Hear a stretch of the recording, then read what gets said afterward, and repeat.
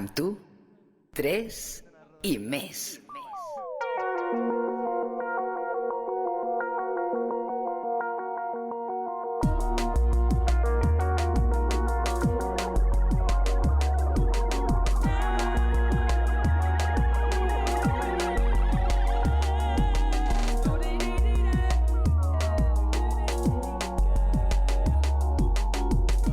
Amb Jordi Villacampa, Eloi Ponce i Jane Maruska.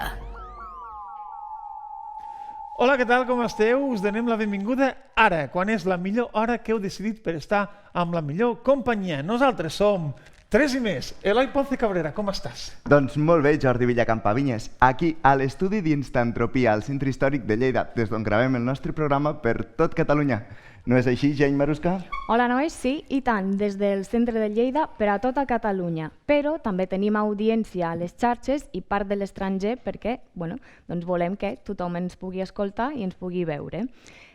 Com heu vist, cada dia anem llençant unes preguntes a les xarxes on ens podeu seguir a través del Facebook, Instagram i a través també del Twitter. Si ens busqueu, a @3i més ens trobareu.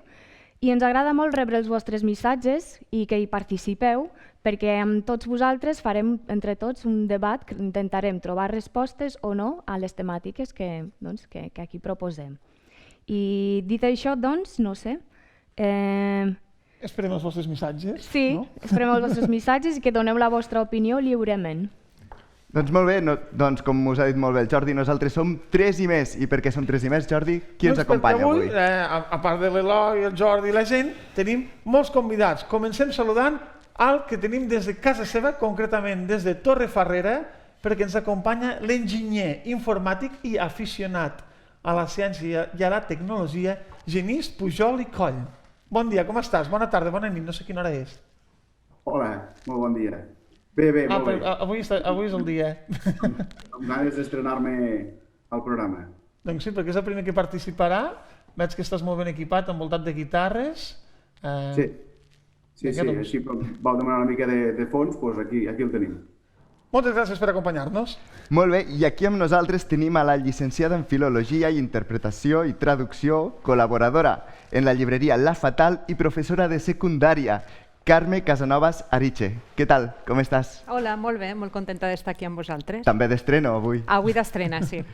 I també tenim a la filòloga catalana i emprenedora i experta en comunicació i creativitat, Laia Martínez Ibagué. Què tal? Com estàs? Molt bé, molt contenta d'estar aquí. Tu ja ets experta també amb el 3 i més, no és el teu primer dia. En saraus varis. És que tenim gent molt completa, no? Que a l'hora de presentar-nos són tantes coses. Tenen molts títols, és com Juego de Tronos. Exacte. No n'hem de deixar cap perquè tots són importants. Exacte. Però avui també tenim convidats especials, no, Jane? Convidats especials, i tant. Avui a la tertúlia comptarem amb 2 convidats especials, amb la metgessa i nutricionista Antonieta Barahona. Hola, Antonieta. Hola, bon dia. Benvinguda. I el dietista nutricionista Aleix Brossel. Hola, Aleix, benvingut. Hola, bon dia. I per aquí a Instantropia, en qui tenim? Sí, fixeu, tenim una noia allà, ella és la Maria Morales Nòria, que està preparant alguna cosa perquè ho coneixerem més endavant. Què serà? Doncs gràcies a tots i benvinguts al programa. I ara fetes les presentacions, de què parlarem avui? Doncs avui parlarem si som el que mengem? 3 i més. Doncs comencem la tertúlia fent-nos precisament aquesta pregunta. Si som el que mengem, comencem coneixent què n'opina el nostre company Genís Pujol i Coll des de Torrefarrera. Jo crec que aquesta frase està molt enfocada en una direcció, que som el que mengem. Jo faria 2 canvis. Primer que tot diria que canviaria el verb ser per estar. Jo crec que estem en funció del que mengem.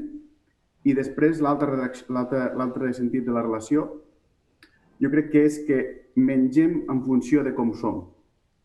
Perquè per la cultura que tenim, l'accés a la informació que tenim i també pot ser fins i tot els recursos que tenim. No tothom es pot permetre segons quins tipus de menjars.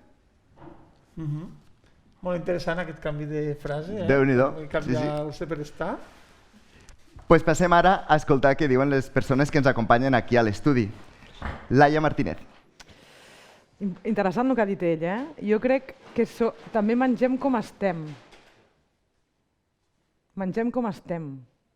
Perquè les emocions crec que tenen a veure. I alhora som també el que mengem. Jo crec que sí que ho crec. Molt bé, i escoltem ara l'opinió de la Carme.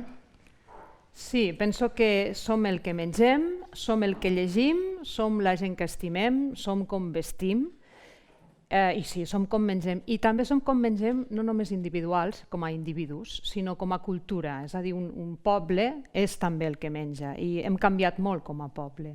I això es veu en el que mengem. Doncs moltes gràcies. Ara anem a veure la veu, anem a conèixer la veu dels nostres convidats especials per avui. En primer lloc tenim a la metge nutricionista Antonita Barahona. Gràcies per estar amb nosaltres. A vosaltres per convidar-me. Ja ho vas compartint, no? Si som el que mengem, així. Sí, perquè si no mengem, no som. No som. Morim. Necessitem els aliments per nutrir-nos i si no, no desapareixem. O sigui que sí, necessitem menjar, això seguríssim. No crec que l'Aleix Brossel, el dietista nutricionista, estigui molt en desacord amb això. Sí, no vas encaminat. Sí que és molt cert que mengem a diari i mengem diverses vegades, per la qual la importància que té, no sé si ens determina o no el que som, perquè hi ha molts altres factors, però sí que és veritat que té una gran influència, ja sigui a nivell de salut, a nivell psicològic, a nivell emocional. Llavors, per això és molt important ser conscients del que mengem i fer-ho de la millor forma possible. Per això, quan preparàvem el programa, pensàvem que parlar un dia de dietes era molt important, perquè és una cosa que fas cada dia. Ara anava a dir, si pot ser 5 vegades, però amb això suposo que també hi hauria un debat, si és millor 5 o 3 o 2, i per tant aquí ja començaria el primer debat. Exacte. Però potser sí que, això ho podem aparcar un moment, perquè ens agradaria definir, ens agrada molt aclarir conceptes, no? Perquè si parlem de dietes, potser és millor al principi dir una mica què s'entén per dieta, perquè potser a vegades es pot associar en vull aprimar a fer una dieta, però no sempre és així, no? Llavors, no sé qui ens podria ajudar una mica a l'hora d'aclarir aquest concepte de què s'entén per una dieta? Home, la dieta és una eina terapèutica. Terapèutica? Sí. Una dieta et servirà per, si tens algun problema relacionat amb l'alimentació, o arreglar-lo, o encaminar-lo per solucionar, i és una eina, no és farmacològic, sinó que és una cosa que has de fer cada dia, que és menjar, i aquest menjar te pot portar cap a no emmalaltir, si és prevenció, o controlar la malaltia si és que la tens. El problema és que, com que és un canvi que no li agrada moltes vegades fer a la gent, s'ha pres com un càstig. Quan te diuen, doncs ara vostè tindrà que fer dieta, la gent pensa, ja està, ja m'han castigat. Ara no podré menjar això, ara no podré fer allò. I és un error, perquè al fi i al cap el que et proposarem és que fas un canvi i millorarà la teva salut. Però això costa d'entendre. Pitjor és que et diguin règim. Exacte. Bueno, però fas règim. La paraula dieta, si no m'equivoco, ve del grec daita, que vol dir règim de vida. Exacte. Llavors, jo crec que no està en el concepte de dieta com algo que s'imposa i que canvia, és a dir, que hem de seguir, sinó el fet d'un estil de vida que hem d'intentar aconseguir i que vagi acorde amb la nostra filosofia i amb el que som. Exacte, perquè d'acord amb el que diu l'Aleix, un dels punts que teníem pensats per a aquesta tertúlia és la dieta lligada a la filosofia. I aquí entraríem amb dietes com poden ser la vegetariana, la vegana, que renuncien a menjar alguns dels aliments per algun motiu personal, entenc. Correcte. No sé si, Carme, tu que ets vegetariana, ens podries donar... Sí, jo em vaig fer vegetariana perquè soc animalista, bàsicament. Llavors, doncs, bueno, vaig pensar, primer vaig començar a consumir carn ecològica, però de benestar animal més que ecològica, perquè el que no m'agrada és que els animals hagin de ser uns esclaus nostres i hagin de tenir una vida tan dura perquè nosaltres puguem després gaudir del menjar. Sí que és veritat que som omnívors, però jo ho vaig agafar com una opció de vida, però tampoc el que no m'agrada és pontificar, perquè a vegades hi ha aquell acudit que diuen de com sabràs que algú és vegà, i diu espera't 5 minuts i t'ho dirà. I no caldria, potser, no ser pesat amb això, però bueno, jo em trobo més còmode així i ja està. Sí, i per ecologisme també. No, és una opció. De fet, el règim alimentari que portis, l'ideal seria que fos personal, és a dir, que el que cadascú menja li agradés i a més li servís per mantenir-se saludable. Això seria l'ideal. El que passa que moltes vegades no mengem només per alimentar-nos, sinó que hi posem d'altres coses. Per plaer. Per plaer. I quan és plaer o menjo per avorriment, o menjo perquè estic ansiós, o menjo perquè no sé el què, aquí llavors és quan entres a menjar coses que no et caldria fer-les. Però jo aquí vull dir una cosa, perquè això que deies del plaer, a mi el que em passa com a vegetariana és que la gent es pensa que no m'agrada menjar. Llavors a mi m'encanta menjar. Jo he anat a un restaurant, he dit que soc vegetariana, per exemple en una boda, m'ha passat més d'un cop, i reivindico que jo vull menjar bé. M'han portat tofu, sabeu aquest tofu de plàstic? Me l'han desembolicat, me l'han fotut en un plat i m'ho han portat com si fos un entrecot.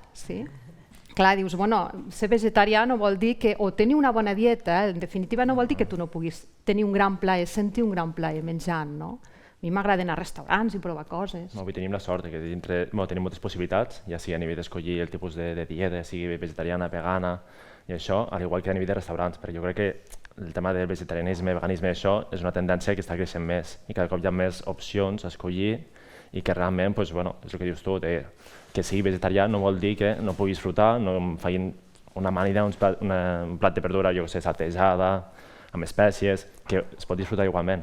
No és algo de vegetarià, vale, enciam, no és només això. No, exacte, i fer dieta no vol dir verdura i carn a la planxa. Exactament, que no té res a veure. Però el que passa que és aquest concepte de ara no podré menjar el que a mi m'agrada. I si no té res a veure, l'únic que has de fer és treure aquells aliments o aquella part d'aliments o cuinat diferent, però tots els aliments hi poden jugar i el que siguis creatiu a la cuina, això també hi fa molt. Perquè hi ha molta gent... Jo crec que l'alimentació va lligada a la cuina. Exacte. I això és un concepte que s'està perdent. La gent no cuina. Si no cuines, no coneixes els aliments, ni saps triar-los, ni saps com preparar-los. I això és un hàndicap per molta gent. És per això que avui tenim a la Maria, que està per aquí al darrere preparant alguna cosa, i així li dona com interès, no? Què està preparant? Tenim el Genís a Torrefarrera, no sé si vol fer un apunt al voltant, perquè veia que anava movent el cap. Genís? Hi ha diverses coses que m'han encaixat, que encaixen amb la meva manera de pensar, no? S'està parlant moltes vegades quan tu parles de dieta, sembla que està associat, com deien, al règim, no? A la verdura i carn a la planxa, que ara comentava ella, i jo crec que la dieta més que res és el que tu estàs menjant, o sigui, quina dieta fas tu. Jo, per exemple, considero que faig un tipus de dieta. No vol dir que menja verdura i carn a la planxa, o sigui, vol dir quins aliments acostuma a consumir de forma habitual, no? I, per tant, potser sí que està associat el concepte de dieta malament amb el concepte de règim amb aquesta restricció per aprimar-se, no? I després també, en funció respecte del tema de les filosofies alimentàries, jo crec que bàsicament això és totalment una opció personal en funció de les teves creences i de la teva manera de viure el món i la vida, no? Per tant, jo crec que potser sí que en algun cas algú ha de fer algun tipus la dieta que ha de fer té certes restriccions que fan que s'assembli amb algun tipus de filosofia, o sigui, potser algú no pot menjar segons quines coses i s'assembla més a una alimentació vegetariana, potser, o no. Per tant, però jo crec que és més aviat una opció personal totalment, evidentment, lícita i que cadascú pot escollir lliurement i ja ho ha de fer. L'únic que sí que és el concepte aquest que a vegades jo, per exemple, soc una persona que m'agrada molt la carn, molt, però això no vol dir que en mengi cada dia ni en grans quantitats, però la disfruto molt. Per tant, moltes vegades et trobes gent que sent carnívora com a que menysprea una mica la gent que són vegana o vegetariana i fins i tot al revés, quan tu parles amb algú, ja cert, no estic generalitzant ni molt menys, però sí que pots trobar gent que dius, és que a mi m'agrada la carn, ets un... maltractes els animals, bueno, tot se'n pot parlar, no? és una miqueta aquest debat sa que jo estic d'acord amb el fet de que també s'ha parlat aquí, no? També una mica pel medi ambient, l'opció del vegetarianisme o del veganisme pel medi ambient, perquè jo crec que sí que el consum intensiu i la ramaderia intensiva potser tampoc no és la solució ni l'opció, i crec que potser es pot racionalitzar una mica aquest tipus de consum i de ramaderia, anant una mica també a l'ecològic i al benestar animal, perquè tot torna una miqueta cap al camí que toca i a veure si podem deixar de trencar tant el món. Sí que és cert que si s'ha posat cada vegada més al carrer aquest debat de les dietes, potser fa que en prenguem més consciència de tot plegat, de dir potser fins a quin punt és sa o és ecològic que es consumeixi tant com es consumia fins ara, de carn o com els productes que estava dient el Genís. No sé, s'han dit moltes coses, no sé si voleu fer algun comentari al respecte. Laia, fas com un uix? És que hi ha molts temes, el meu cap ara està avançant molt. No, jo volia dir que al final els excessos mai són bons, tant si menges molta carn com si no en menges, i si les persones que volen menjar d'una manera per una filosofia tenen les eines per estar sants igualment, doncs cadascú faci el que vulgui, no?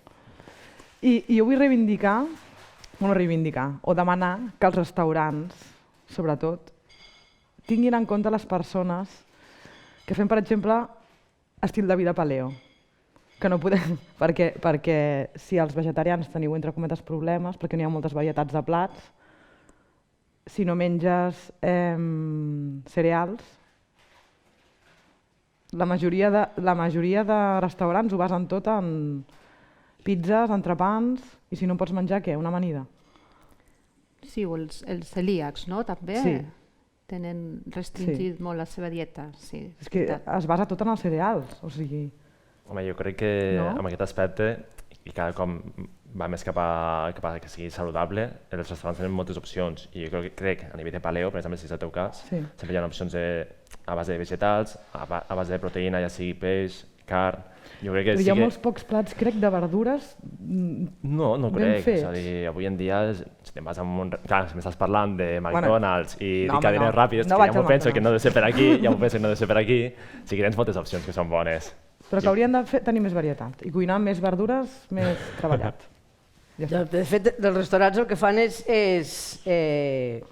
un medi de vida, llavors fan el que la majoria demanarà. Correcte, també. Això és veritat. Sí que hi ha sectors on, no encasillen, però sí que es dirigeixen cap a on ells, el públic que ells volen anar.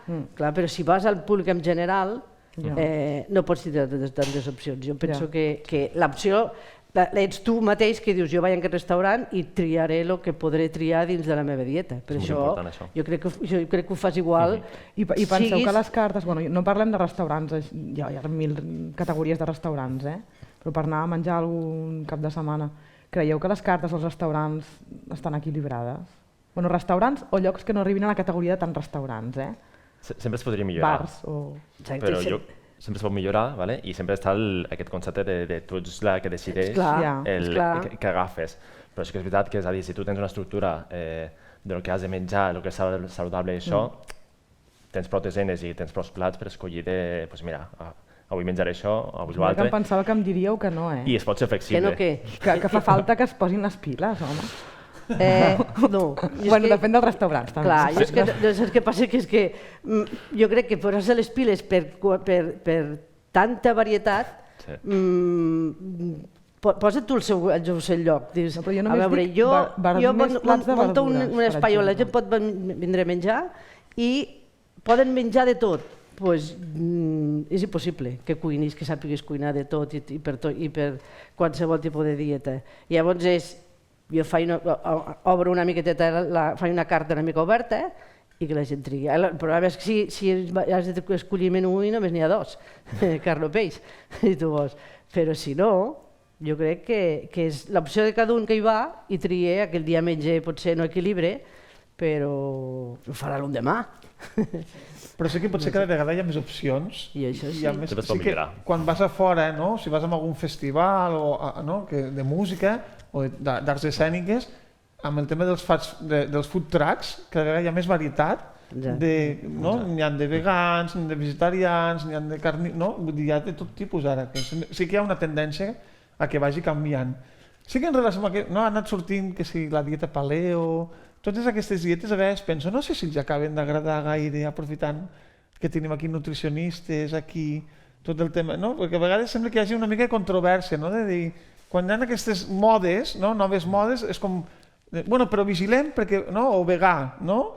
O, no sé, què passa amb tot això? S'està estudiant, a vegades hi ha coses que sembla que siguin saludables, però no. Són opcions personals, però no són per la població en general. O sigui, la població en general no té que haver una dieta més oberta.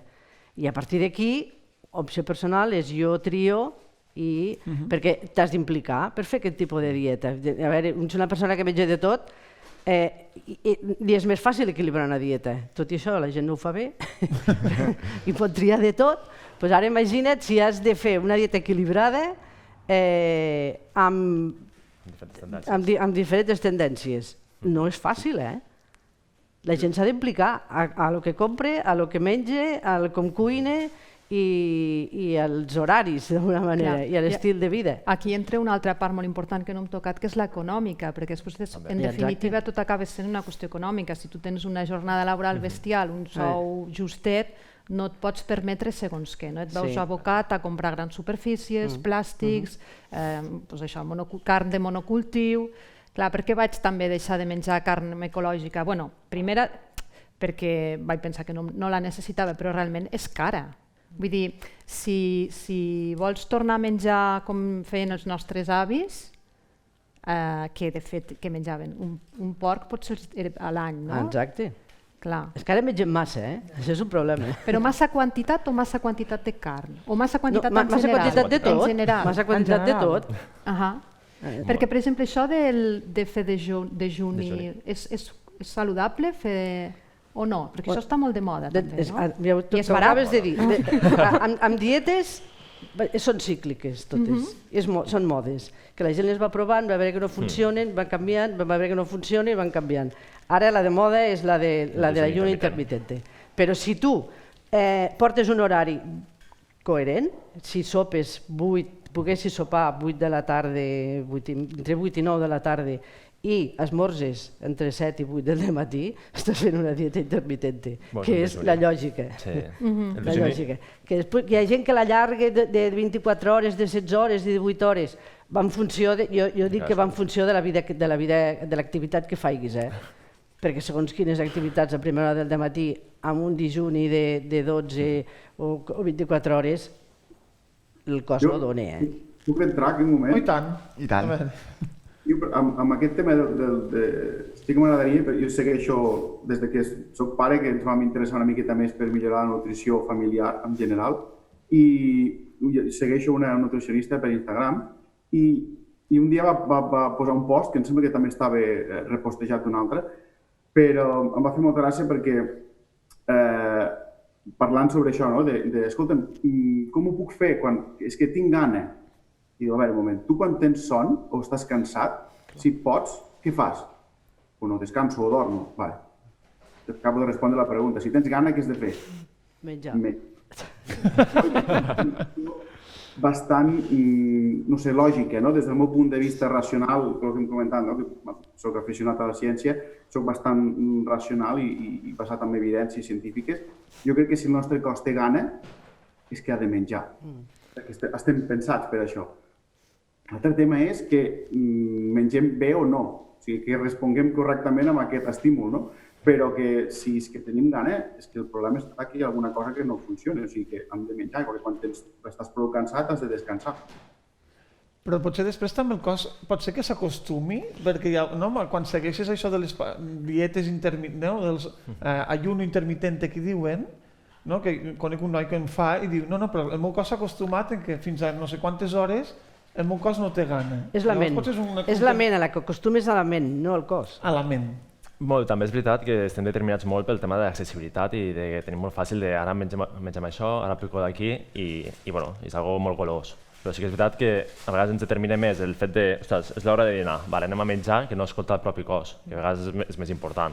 Llavors, el fet de seguir un tipus de dieta, que estem parlant abans a nivell de, ja sigui paleo i això, determina molt el tipus d'adherència, que la puguem seguir i que sigui acord a lo que fem avui en dia, al igual que amb l'estil de vida que seguim, perquè amb el tema dels dejunis, si jo avui no puc menjar 5 vegades i en faig 3 o menjo 2, al final també és una cosa que em puc adaptar al meu estil de vida, perquè no sempre podem menjar a les 8 de la tarda perquè potser estem treballant o a les 9 del matí quan tornem a treballar. Llavors, és buscar una mica aquesta adaptació, aquesta facilitat de dir jo intento menjar bé, ja sigui una, amb 2 o 3 àpats, o si després també es pot seguir com a algo terapèutic, el tema dels dejunis, perquè també a nivell de medicina també ha sigut algo terapèutic. No, és que és cert, necessitem menjar, si no sobrevivim. Llavors, intentem-ho fer-ho bé, cadascú adaptat a lo que necessite. No és fàcil, però tampoc és difícil. El que passa és que costa molt, perquè hi ha aquest altre component, és que hi ha l'altre component de que a vegades no mengem. Hi ha gent que, aquí a sobre tenim un mosaic molt bonic. Hi hauria gent que veuria menjar i se l'hauria de menjar. I a la millor acaba d'esmorzar. Llavors, és aquesta mala relació que té amb els aliments, amb l'alimentació. Nosaltres el podem veure i no passa res, però hi hauria gent que veu això i diu, això m'ho he de menjar. I el component emocional? Exacte, aquí està. Quina importància té? Les emocions amb l'alimentació? Molta. Ara mateix, per exemple, als instituts hi ha una plaga d'anorèxia bestial. Hi ha una plaga. Jo no havia vist mai tanta anorèxia. I obesitat.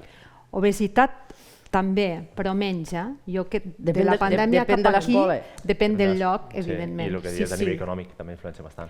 Clar, la gent, la gent menja. Perquè estem al culto al cuerpo.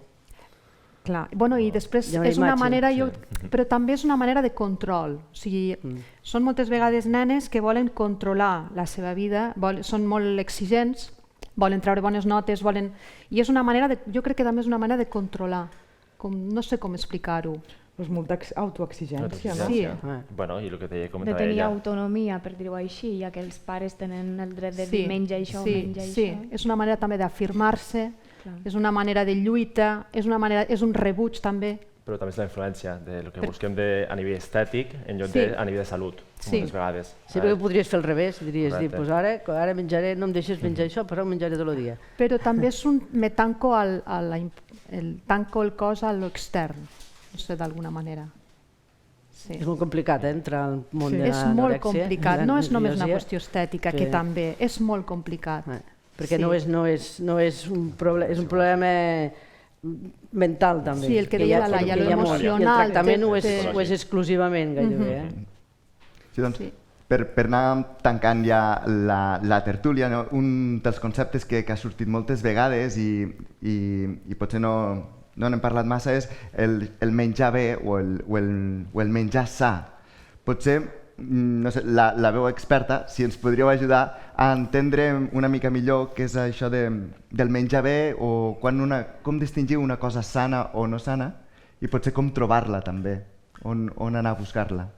A les etiquetes hem de mirar alguna cosa, especial, a les etiquetes dels ingredients hem de mirar alguna cosa. Quan menja etiquetes més sa, no? Quan menja etiquetes més sa, anem al mercat, anem a comprar al mercat. Com menys processats millor i com més menjar real, que es porta molt aquesta moda, estarem assegurant una mica que sigui saludable. I la dieta mediterrània, que és la que tenim, la que sabem, la que coneixem i la que hem heredat. Només que siguin la dieta mediterrània, que vol dir aliments frescos, de proximitat, de temporada, segur que ho fem bé. I després amb la quantitat que un necessita, no la quantitat que crec que podré menjar, sinó que a vegades el concepte de ració, que potser l'hem d'estructurar una mica, que és el que jo necessito i no serà el mateix que necessitem cada un. I amb això ho farem perfecte. Els companys d'Instantropia, abans ho mencionava l'Antonita, ens han fet aquí un mosaic. Esperem que sigui tot molt, no? Molt equilibrat, molt dieta mediterrània. Sempre hi faltaran coses. Està equilibrat, no? Però és equilibrat. De color verd, quasi. Hi ha una mica de verd també. Vegetal. Bueno, molt vegetal, de fet, no? La majoria dels aliments que hi ha. I alineat també està. Se m'està despertant un toc. Que tot perfectament posat. Doncs estem arribant ja als últims minuts de la tertúlia. No sé si voleu fer algun afegitó abans de passar a veure què n'opina la nostra audiència, si ens ha quedat alguna idea, ens han quedat moltes coses segurament, però no sé, Genís, des de Torrefarrera, si vols fer algun afegit. No, perquè ja està bé. Crec que està... Ja està bé. I aquí a l'estudi, si us ha quedat alguna cosa a la llibreta, en aquest cas, apuntada. Ens han quedat un munt de coses. Algun dubte? Pues que la gent no es traumatitzi per l'alimentació. Molt important. I sobretot, jo per la part emocional anava de fer dietes i no fer dietes, o sigui, al final, dic perquè jo me vaig traumatitzar molts anys per l'alimentació, i justament en el moment que em van trobar un tema de salut i vaig decidir menjar bé per salut. O sigui, ni em volia primar, ni em volia engreixar, era com... I a partir d'allí el que va passar és que el meu cap va deixar de voler estar gorda o prima, vaig arribar al meu pes que necessitava, no vaig patir menjant, o sigui, menjava quan tenia gana i segueixo fent-ho, i porto anys amb la dieta paleo. Bueno, estil de vida paleo, no dieta. És com estil de vida. No només és menjar, sinó és el que dius tu, una mica d'estil de vida, que és ja sigui fer menjar, activitat física, descansar, controlar l'estrès... Al final suposo que és la base. Inclús a nivell psicològic, el fet de saltar-se la dieta i ser flexibles a vegades també va bé. I jo com a dietista ho faig. Sí. Perquè va ser un pes mental, un pes molt gran que em vaig treure de sobre. I llavors, que la gent no estigui tan... que mengin bé, el que el cos els demana i ja està. Sí, i si no hi ha diners, perquè abans deia, no, és car. Bueno, és car o si no posa-hi temps, perquè amb temps pots suplir, pots anar al mercat, pots agafar productes de proximitat, és no anar corrents d'una banda cap a l'altra, entro al supermercat, agafo, desembolico, escalfo, menjo, dedica't temps. I cuinar. Dedica't temps, clar, el temps és cuina, és desplaçament, però després és temps que et dediques a tu mateix, al benestar, al plaer, tornant una altra vegada al que deia abans, el que també ha sortit per allà, de que menjar bé és sa, però també és agradable. Doncs anem a veure ara què n'opina la nostra audiència. Posal 3. Doncs a l'audiència, a les xarxes, comencem per Instagram. Aquí tenim a Bermichi, que ens ha contestat a la pregunta què entenem què és per a tu la dieta i si en segueixes alguna i si funciona. Ens ha contestat dieta vegetariana des de fa 4 anys. No sé què n'opinem d'una dieta vegetariana. Està bé tenir-la durant tant de temps, seguir-la o... Si està ben estructurada, és viable. Al final s'ha de tenir en compte algunes coses, no sé si ja ho faria o no, però el tema de vitamina B12 és una que és necessari a nivell de suplementació, o almenys jo sempre ho recomano, però la resta, una vegada està ben estructurat i ben planificat, és saludable els anys que ja vulgui. Vale, perfecte. Després, Judit Moran Mora ens diu sense gluten per celíaca. Tenim també a la Rose Laveda, la veïna d'aquí del davant, que ens ha contestat i diu que segueix la dieta paleo. Jo no sé ben bé què és la dieta paleo, si ens podeu explicar 4 paraules, 4 o 5 paraules, què és la paleo? La que la segueix. Jo no en soc experta, però bueno. En què consisteix? És una dieta antiinflamatòria. Llavors, bàsicament, farines i refinats fora, làctics i... I llegums, potser? Treus una mica? Làctics. O sigui, llet res. És antiinflamatòria, llavors pots menjar tota la resta de coses que hi ha. I de tant en tant, jo què sé, arròs, per exemple, arròs o llegums, a mi m'ho van treure al principi. Tubercles, pots ficar patata, moniato, això entraria. Sí, però després, per exemple, jo vaig veure que el meu cos va fer com un reset i després un dia em menjo, també algun dia menjo alguna de gluten. Si veig un pastís molt bo, un dia molt especial, me'l menjo un trosset. És flexi paleo. No ho faig habitualment, però si un dia, saps, no m'ho permeto, si no.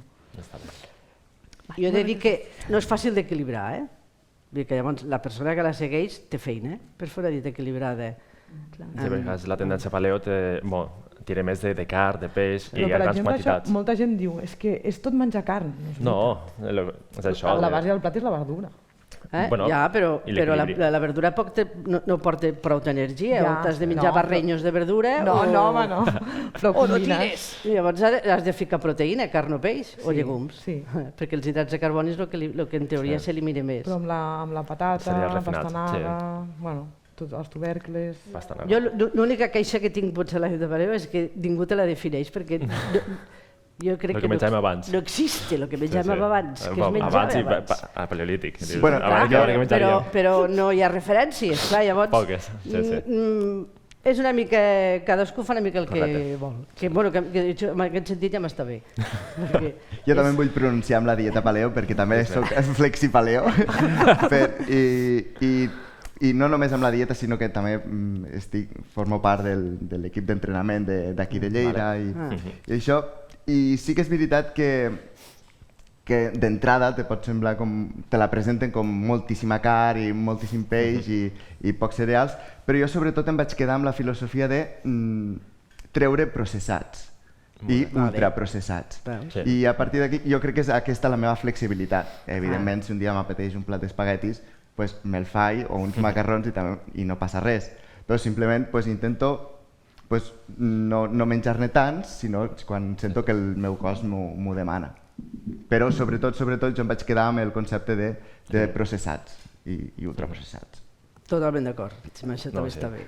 Siguis paleo, vegetarià, vegà, mediterrani, el que sigui.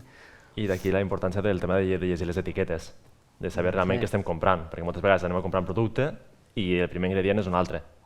Llavors aquí la importància de tenir una certa informació, coneixements, i a l'hora de llegir les etiquetes, saber que el primer ingredient hauria de ser majoritari i que és el que anem a comprar. I com menys ingredients, també millor. I si hi ha menys etiquetes, també és veritat que millor. Sí, hi ha aquestes etiquetes que, per exemple, diuen 0 azúcares añadidos i en canvi sí que en porten. Bueno, sempre... El sucre no, te posaran... Maltodextrina o algun altre tipus de te posaran sucre. La paraula sucre tu l'associes a la sacarosa, llavors sacarosa no n'hi haurà, però tot el rest li diuen... Hi ha 50 i pico maneres de posar sucre en un puesto amb un altre nom. Llavors és saber que els 50 que poden aparèixer, a vegades 3 o 4 a la mateixa etiqueta i dius no hi ha sucres, però sí que n'hi ha. N'hi ha derivats. I per últim, Marc Valle, també a Instagram, ens diu una dieta equilibrada que aporti els nutrients que necessitem pel funcionament òptim del nostre organisme. Aquesta dieta ha d'aportar la proporció adequada de macronutrients, hidrats, proteïnes i greixos i micronutrients. I també diu intentar tenir una dieta sana, equilibrada, variada i que disfruti menjant. Si pot ser de productes de proximitat i temporada, millor. Molt ben definit, perfecte. Porta la lliçó molt apresa. De llibre, és de llibre. No sé d'on ho ha tret, però perfecte. És de llibres, tal qual. 3 i més enllà. Si us heu fixat avui durant el programa, aquí a la zona de la Jane tenim una persona que ens estava preparant alguna cosa. Ella és la Maria Morales Noria. Què tal? Com estàs? Benvinguda. Bé, molt bé. Moltes gràcies per convidar-me. La Maria ha cursat el grau de Nutrició Humana i Dietètica a la UDL, té un màster en Nutrició Clínica i Endocrinologia, tot i que ella sempre diu que està en constant formació. Exacte. Sí, el món de la nutrició és un món que tens que estar sempre en formació i en constant actualització de tot. Pot ser que hagi canviat molt des que vas estudiar al principi. Sí, durant la carrera aprens unes coses, després també a la pràctica són unes altres, hi ha molts canvis, sempre estem en contínuament evolució. A vegades hi ha com ingredients que sembla que siguin molt saludables i al final pot ser que canvi, no? Sí, o també hi ha modes, també. Quan jo vaig començar es pensava que hi havia un aliment que era perfecte per una malaltia i ara s'està veient, s'han fet més estudis i s'ha vist que aquell aliment no era l'indicat, per exemple. I relacionat amb les modes, pot ser que una de les funcions dels nutricionistes sigui contínuament analitzar aquestes dietes de moda que van sorgint ara per aquí, ara per allà i com assessorar Sí, exacte, sí, perquè a més tenim tothom mòbils i tothom tenim les redes socials i consultem el que volem, per tant també estem La nutrició és un món que està en molt intrusisme, perquè clar, tu poses al Google vull una dieta per perdre pes. I clar, allí a les primeres referències ja surt qualsevol dieta i la gent va a lo fàcil, a buscar un assessor o una persona que està ben qualificada. El doctor Google famós, no?, que hem de vigilar amb això. Que sap de tot.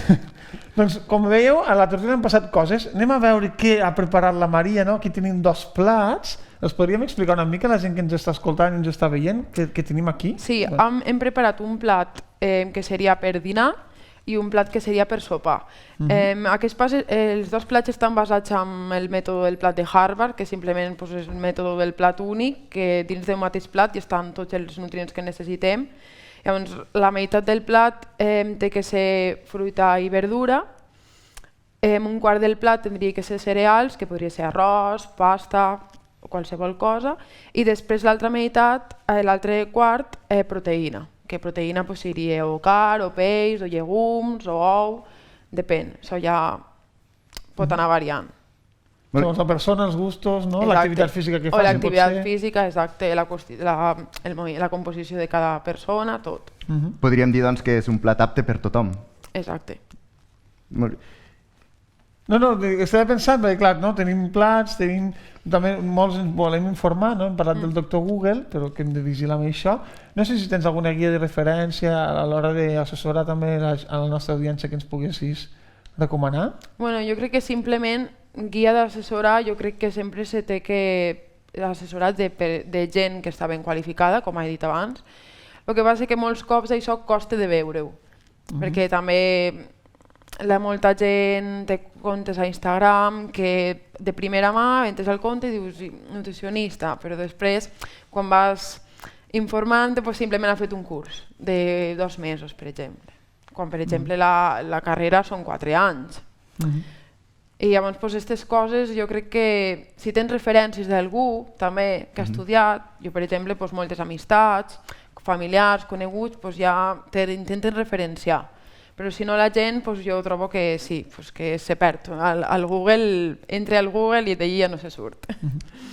Ara veurem quines seran les recomanacions dels nostres col·laboradors i convidats. Exacte, doncs moltes gràcies, Maria. Et deixem amb la Jane, que té preparades unes preguntes més. Vale. Fins ara. En un 3 i no res. Hola, Maria. Hola. Doncs comencem amb unes preguntes ràpides, així random. Què és el que mai et canses de fer? Escoltar música. Escoltar música. Manta i peli o prendre alguna amb els amics? Prendre alguna amb els amics. Descriu-te en 3 paraules. A veure, sincera, treballadora i empàtica. Què volies ser de petita? Metgessa. Ciutat preferida que has visitat últimament? Londres. Esmorzar, dinar o sopar? Dinar. Quants idiomes parles? Català, castellà, anglès i francès. 4. 4. Un famós o celebrity que t'agradaria conèixer? Javier Castillo. A què et dedicaries si no fossis nutricionista? Professora, segurament. Les xarxes socials que més utilitzes? Instagram. Si poguessis sopar amb qualsevol persona de la història, amb qui soparies? En Freddie Mercury.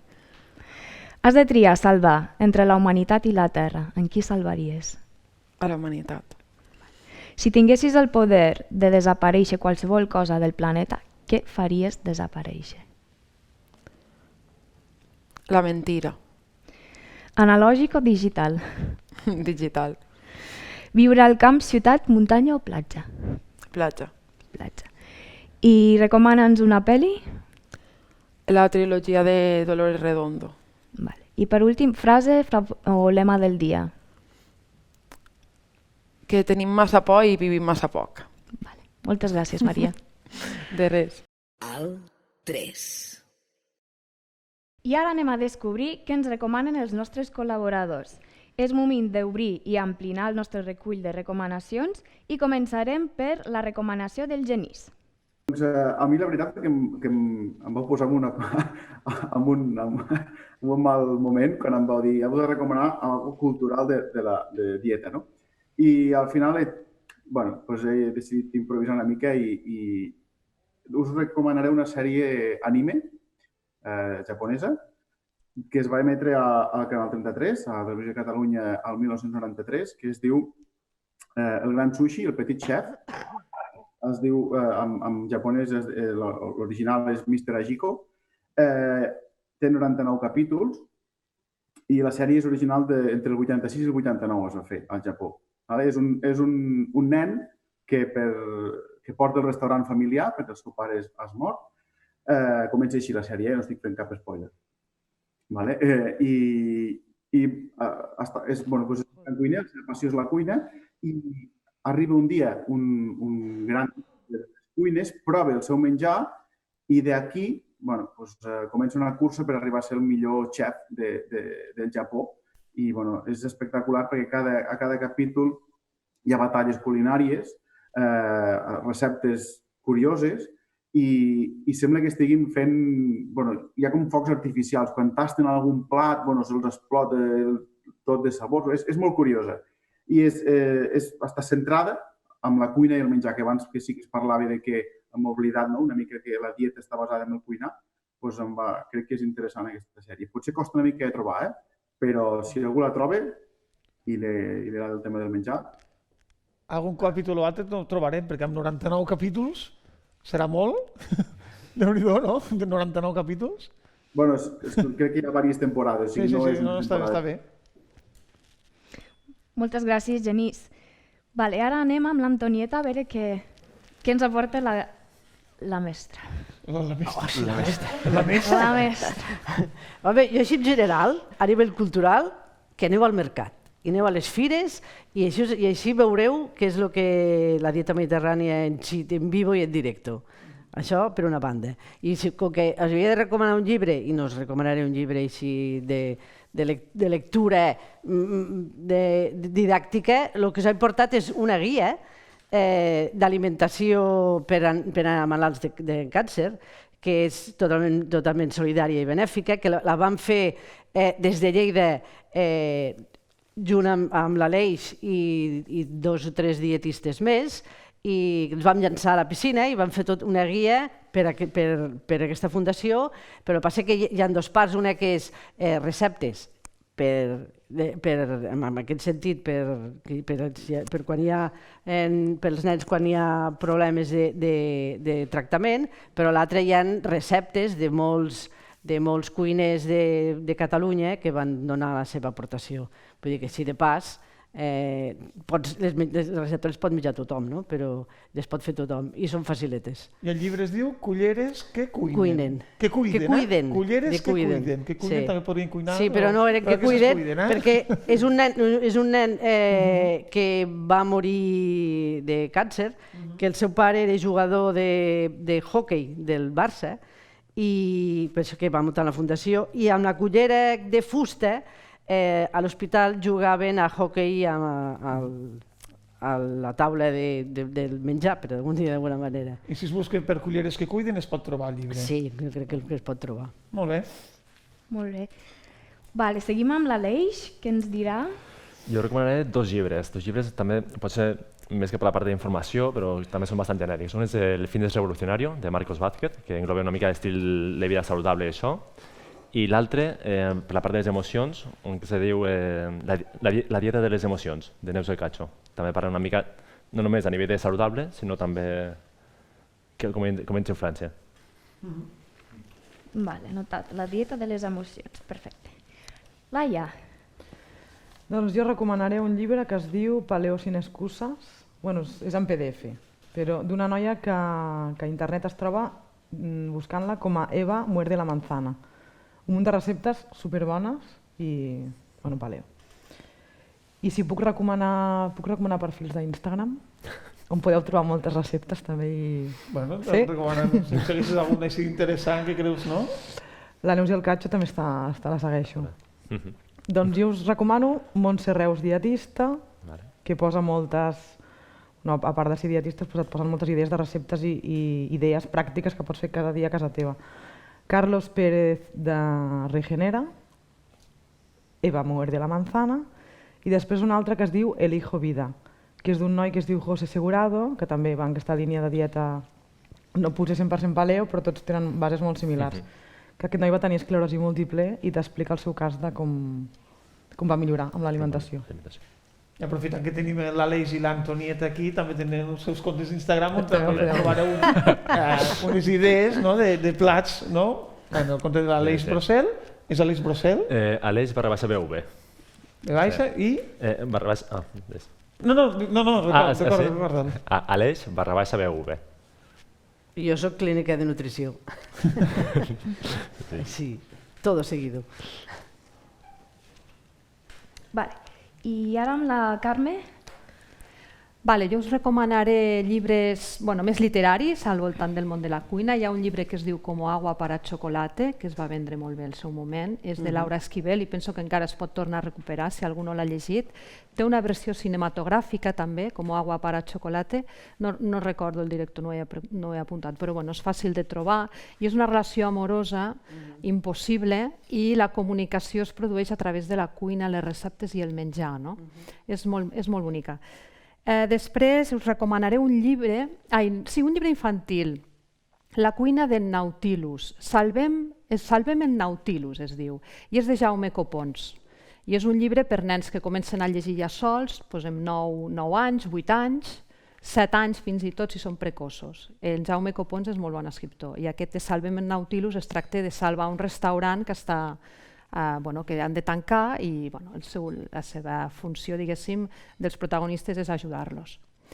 Després us recomanaré un joc de taula que es diu Kitchen Rush, que és un joc cooperatiu per jugar amb tota la família i tu tens un restaurant, uns clients, vas contra rellotges de fer les comandes, els aliments, la dieta equilibrada, el que demanen. És una bogeria molt divertida.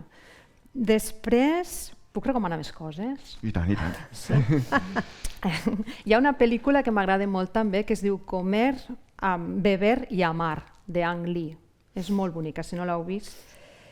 I després hi ha una aplicació que no sé si és bona o no, jo la faig anar, que es diu Yuka, que et llegeix les etiquetes. No és bona aquella perquè només parla de sucre, que sí, sucre i greixos no te'n pots fiar massa. Simplifica una mica. Simplifica massa, no? Doncs no la recomano. Anava a dir, jo també l'he utilitzat.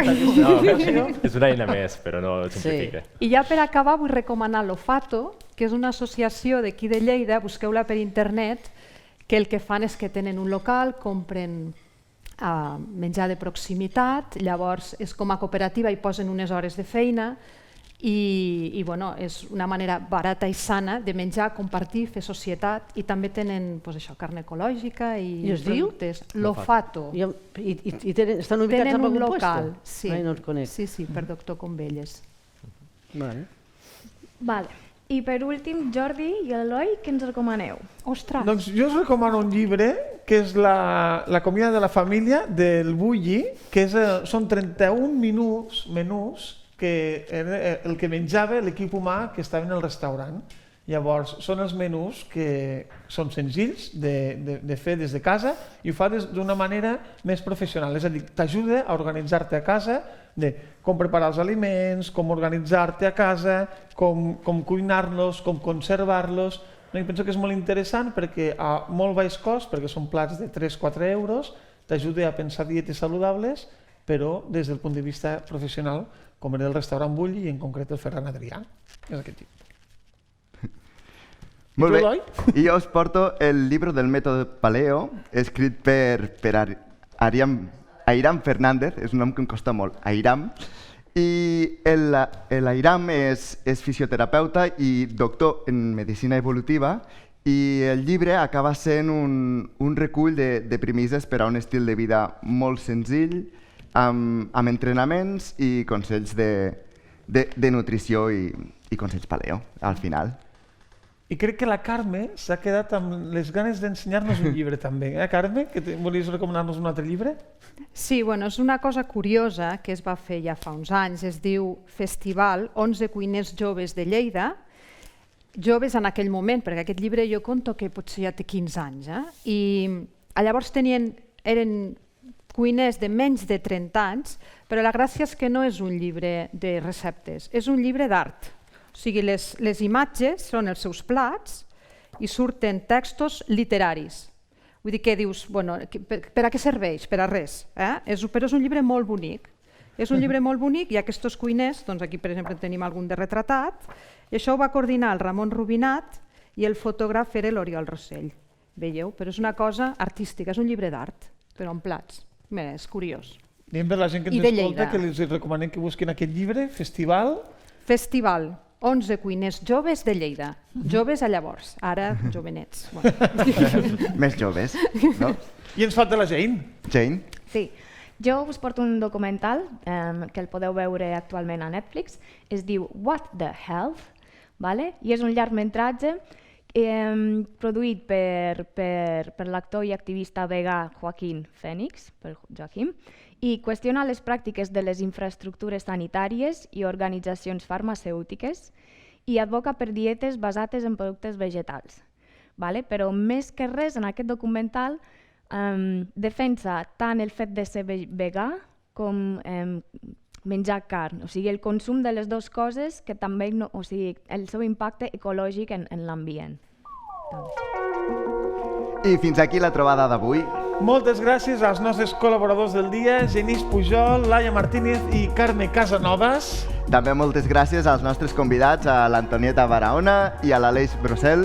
Moltes gràcies per estar aquí i també moltíssimes gràcies a l'equip tècnic i humà que fa possible el nostre programa. També moltes gràcies a tothom que ens segueix des de casa seva a través de les xarxes. Ens podeu seguir enviant missatges al Facebook, Twitter i Instagram, @3i més. Així que ens escoltem d'aquí 15 dies. Fins aviat! Adeu, fins aviat!